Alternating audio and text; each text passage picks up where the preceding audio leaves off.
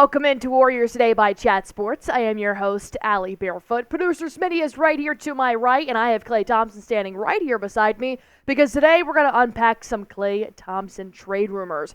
Now, there is one NBA expert out there saying that Klay is not going anywhere. The Warriors don't want to trade him, but a lot of trade rumors have been circulating in the NBA, so whether or not they're going to trade Klay or another Warrior, well, we're going to talk about that on today's show. But first, if anything happens with Klay Thompson, we are going to report it right here. Breaking news, trade rumors, or about any other Warriors that are out there. We are going to break it down. That's why you guys need to hit that sub button right now. You do not want to miss out on anything, Dub Nation. So if the Warriors want to make a trade, whether or not be Klay Thompson, who would they trade other than Klay Thompson? Because the Warriors have won 9 games out of 19, about to play that 20th game on Wednesday, and they've lost 10 games. So if experts are saying Klay is not going anywhere, we have to take a look at other Warriors salaries to see who they could possibly trade, because right now what's happening for the Warriors not having a winning record, something's not working. So when you look at the top 5 most expensive players for the Warriors, and I did not put Steph Curry on this list because he is not going anywhere, you have Klay Thompson at number 1, $43.2 million. Now, this is his last year of his 5-year contract extension, so he'd be a free agent in the offseason if they don't re-sign him. Chris Paul is a whopping $30 million.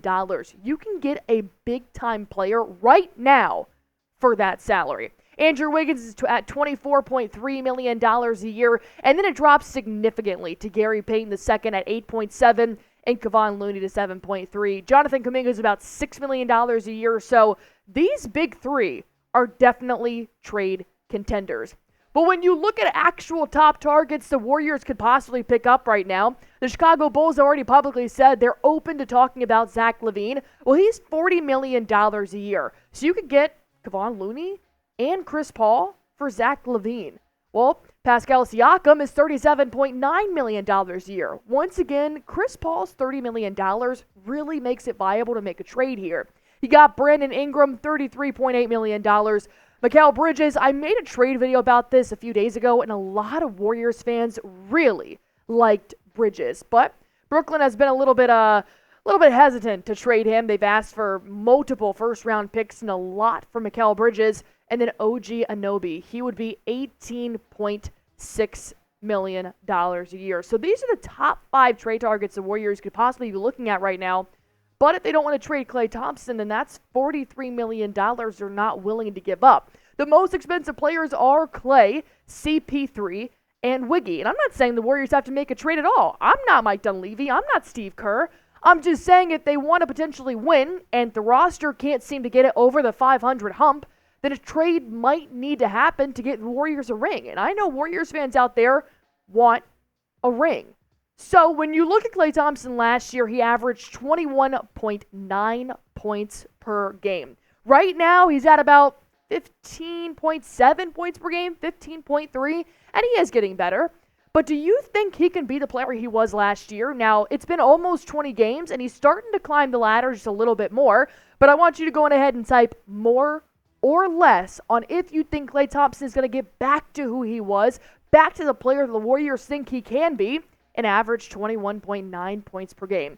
Type M for more, type L for less. And we are going to talk about that one expert, I think he's pretty highly remarked in the NBA world, on whether or not he thinks Klay Thompson is going to be traded or he will stay a Warrior. But first, I want to talk to you guys about PrizePicks. I just asked you if you think Klay Thompson's going to average 21.9 points more or less this season. So you can actually make a lot of these picks right here on PrizePicks, the #1 daily fantasy sports app in America. And it's super easy to play.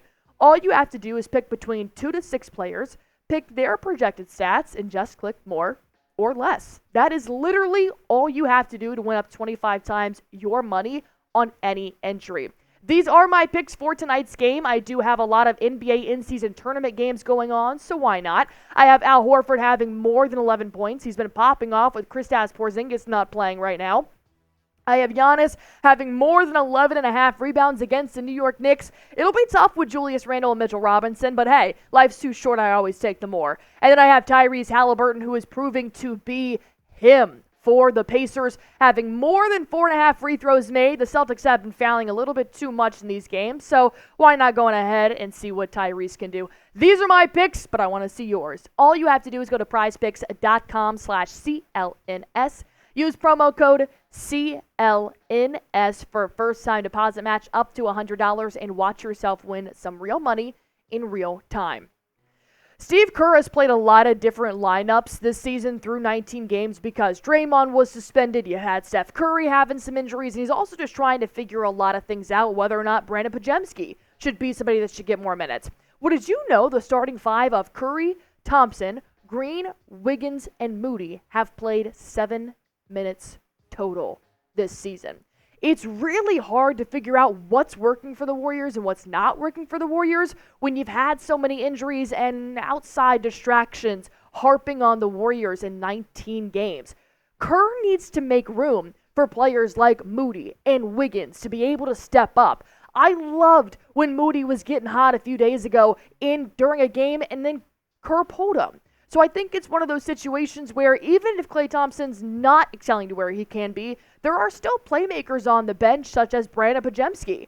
So whether or not he's going to keep mixing up these lineups, I do want to take a look at Klay Thompson to see what he's done the first 5 games of the season to what he has done the last 5 games the Warriors have played, because he is improving. He is averaging 2.4 more points per game since the start of the season. He's got a lot more assists, a lot more rebounds. So you see that he's starting to spread out this offense. He's starting to find his Klay Thompson rhythm. Now, don't be alarmed at the field goal percentage and 3-point percentage. That's the difference of the first 5 games, the last 5. Klay is taking significantly more shots these last 5 games. So, of course, less are going to fall when you're taking more shots like that. But, hey, almost 20 points per game the last 5 games really gives me hope that he can keep progressing and trending up this way. But look, it's a long season ahead for Klay Thompson and the Warriors, and right now, they're not looking like a championship caliber team. That's okay. There's not a lot of teams out there other than, the Nuggets who could actually go out and win a finals right now. So if Klay keeps progressing, I think he could actually stay with the Golden State Warriors, sign on as a free agent, or take a pay cut and stay next season if he's not playing the way Mike Dunleavy wants him to play. But I told you I was going to tell you about the NBA expert. Well, that guy's Zach Lowe. Zach Lowe actually said on the Zach Lowe podcast he doesn't think Klay Thompson's going anywhere. Well, let me break it down, what he actually said. I've had 4 executives from other teams in the last 72 hours asking me, would they ever trade Klay Thompson? And the reason they're asking is because teams see somewhat of an opportunity there. In terms of, can we get involved in a deal? Would they have to attach an asset to trade Klay Thompson if they want to get meaningful win-now talent with multiple years left on their contract in exchange for Klay Thompson? But here's where he really wraps it up. I want Warriors fans to read this twice. To be clear, the Warriors do not want to trade Klay Thompson. They have no desire to do it. I would bet heavily against it ever happening. And I read the comments. I really do. A lot of people want to see Klay Thompson retire as a Warrior. I'm one of them. I just want to see whether or not what Klay Thompson's role is going to be moving forward. Because with what Zach Lowe said, and he's not wrong there, you can get serious win-now talent. Pascal Siakam, Zach LaVine, for a number like Klay Thompson's salary. That's all I'm putting that out there. If he continues to improve, he should have no problem. But the Warriors can't keep losing. That's going to put Steve Kerr's job on the hot seat. It's going to put a lot of players on the trade seat. So I think if the Warriors can start picking some things up in these next 5 games, hence not blowing a 20-point lead to the Clippers and the Kings, that would definitely help. Then Klay Thompson and the Warriors should be fine. But it's a long season to go to get to 82 games. So ultimately, I ask you yet again, trade Klay. Type Y for yes. Type T for trade, type K for keep Klay. I want to see Klay succeed here. I want him to be a Warrior until he retires. But a lot of Warriors fans need to look at the figures and debate whether or not they want that $43 million to go to a win-now talent or to keep it with Klay Thompson during his last year on his 5-year contract extension. T for trade, type K for keep Klay. And until Klay puts pen on paper, I don't think he's safe. I think that has been proven time and time again. You've seen it with big organizations. You've seen it on Twitter of players saying, I had no idea I was going to be traded. I found out through social media. I don't want that to happen with Klay Thompson. So the minute I see him sign a new piece of paper saying he's sticking with the Warriors, I don't think anybody's safe. And I think that's pretty fair to say. I'm not Mike Dunleavy, but I'm just saying that's what I've seen on Twitter. Like I said, anything you need to know about Klay Thompson, Chris Paul, Steve Kerr, Steph Curry, anything Warriors related, you are going to find right here. It's a one-stop hub for everything Dub Nation. So hit that sub button for me.